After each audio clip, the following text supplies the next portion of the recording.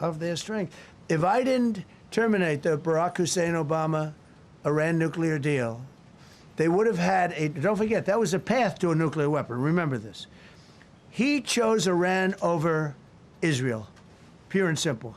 How Israel can vote for a Democrat is if you're Jewish in New York City or any place else in this country, and how you can vote for a Democrat is unbelievable, because he chose Iran, a very hostile Iran. Remember when he filled up a 757 with cash, billions of dollars of cash, and he sent it over to them. Then they gave them tens of billions of dollars. He chose Iran over Israel and really the Arab world, if you look, because, you know, the other, Saudi Arabia, Qatar, UAE, I mean, you take a look. I mean, I can add Kuwait and I can add Bahrain, and you can add others. He chose such an unlikely candidate.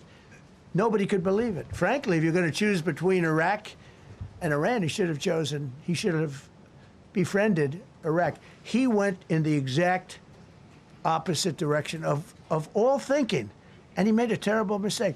But that was a road to a nuclear weapon. And when I terminated that, everyone said, oh, he terminated it. It was one of the best things we ever did, because he had a road to a nuclear weapon. And it was a very short-term deal. You know, countries don't do 10-year deals. Countries do hundreds of years. You don't do a 10-year deal. For a country, this isn't, you're a landlord and you're renting a store on a certain street and you give somebody a 5-year or a 10-year lease. This is a country. It was a short-term deal. It was ready to expire. I terminated it before it expired. Took a lot of heat, and it was one of the best things I ever did, because he would have had a nuclear weapon. Then he would have had another nuclear weapon, had those beautiful B-2 bombers not gone in 8 months ago and obliterated that site. And by the way, the word is obliteration. CNN said, well, maybe it wasn't complete. It was so complete that they still haven't been able to get it.